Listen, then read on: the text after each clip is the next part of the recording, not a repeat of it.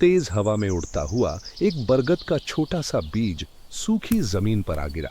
तपती धूप में बीज सूखने लगा। तभी वहां से एक छोटी चिड़िया गुजरी। उसने अपनी चोंच में पानी भरकर बीज पर टपकाया। धीरे धीरे बीज से नन्हा अंकुर निकल आया। अब रोज गिलहरी, हिरन और बंदर भी पास की नदी से पानी लाकर डालने लगे। कुछ सालों में वहां एक विशाल बरगद का पेड़ खड़ा हो गया।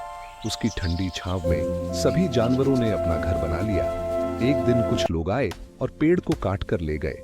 सबका घर उजड़ गया, जंगल सूना हो गया। लेकिन बारिश के बाद उसी जगह मिट्टी से एक नया नन्हा पौधा उगाया। चिड़िया उसे देखकर खुश भी हुई, पर उसकी आंखों में आंसू थे।